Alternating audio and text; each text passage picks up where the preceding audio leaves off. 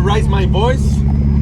Normally, I was saying to my friends, we have a nice speaker, but today, you know how is it? Something was wrong, and that's why I'm talking with you in loud voice, okay? So, we're gonna travel back in time to understand a little bit of the history of what we're going to visit, okay? How much back in time? Around 10,000 years ago, okay? 10,000 years ago, it was pretty much when the civilization started to grow into this zone, okay? We're talking about different little, how to say, group of people that move in different places as a nomad, right? Searching for different food, hunting and collecting, right?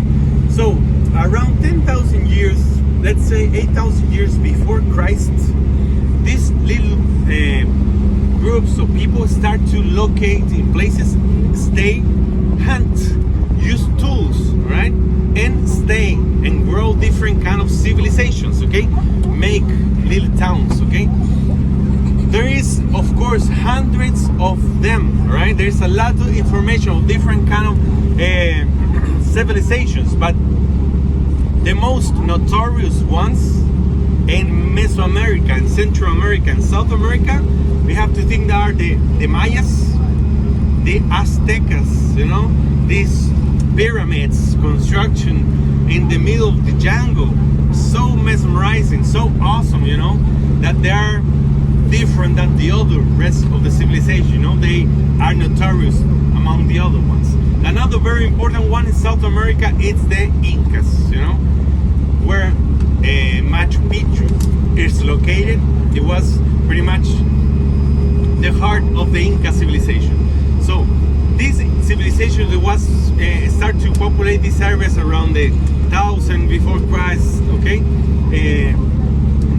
So they spread in different areas in Latin America, and the history of Latin America actually starts back in that time. This kind of civilization, like the one that we should have into this area, should be like fishing and collecting, and they used to live in the open sea, right? I'm talking about the changos, okay? Some of these, they used to hunt sea wolves, all right? And they used to put air into the skin, making boats with them, and they used to live in the middle of the sea for weeks, right?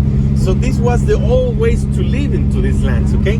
These different kind of civilizations, they have contact with other ones. For instance, Vikings, they visit. Maoris, for instance, like Hawaii or Easter Island. These guys visit as well the continent, all right? So these civilizations, they know other little civilizations as well. They exchange leathers, they exchange culture as well. So until 1492, where Cristobal Colon gets to Central America in the conquer of Europe, of Latin America, when we compare this clash of civilizations, you know, one trying to conquer and another one living a life in connection with the stars. For instance, the Incas, they used to work with the metals, you know, copper, silver, gold as well. So they have a very advanced civilization, but they met this civilization as well, that they look at them and they look like different creatures on horses, you know, with this kind of shiny silver armors, you know. They are curious. So the clash of this civilization, we can compare it with an hypothetic, imagine this civilization that comes from all the planet getting to ours, trying to conquer them. This could be a nice comparison, you know, trying to think back in that time how it was, you know. So in 1500s, when it was pretty much the conquering of the area of the north of Peru, the Incas, okay, they conquer the Incas very fast because they conquered the leader. So the pyramid, the social pyramid of the Incas, it is made by that. If you conquer the leader, you can conquer the army and everything around. So pretty much in Southern, for instance, we have another tinier civilization that is the Mapuches, for instance, that for 500 years they are being tried to be conquered, and they still can't, okay? Over 500 years, is one of the largest wars of pacification in the history of the humankind, right? They keep their language still, they keep their food, their ways of living, their rituals, their celebrations, their language. We Chileans speak Spanish. The food, if you ask, what is the Chilean typical food? It comes from Spanish roots. We don't have really an identity of a Chilean thing, you know? It's mixed with pretty much Latin American stuff, because pretty much all Latin America, or the major part of it, it was conquered by the Spanish colonization, okay? So that's why we're not so unique into stuff, because they're mixed. If you ask for the empanadas are Chilean, not so true. You can find empanadas in Peru and other places as well, okay? You get it pretty much. So if you are interested into ancestral civilizations, you can still travel to South and meet them and know their language and their ways of life right now, today, which is not that easy in some other countries, my friend. There's some places only in Latin America that we can find civilizations like that. Okay, carry on in time. 1500s, 1600s, people, Spanish colonization reached Santiago in Chile. Pedro de Valdivia, the guy that is in Plaza de Armas on top of a horse, that is Pedro de Valdivia, the one that conquered Santiago in the early 1500s. Okay, so from 1500s they nominate this area the official port of the Kingdom of Chile. The Kingdom of Chile, look at that. All right, so back in that time, so this port, what it was doing, transporting gold, silver, you know, leather, fat from animals to make candles and fuel, wine, of course, to the King of Spain, because they was making wine since that time. That's why we have history with grapes, because grapes are not native from Latin America. This is from the Spanish colonization as well. Imagine that.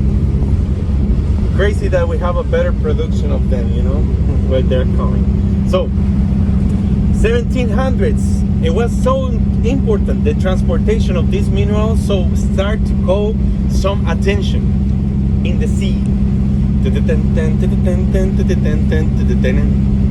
The pirates. Jack Sparrow, remember that guy? Right. It was not looking like Jack Sparrow, but we have the visit of, for instance, of Sir Francis Drake to these areas.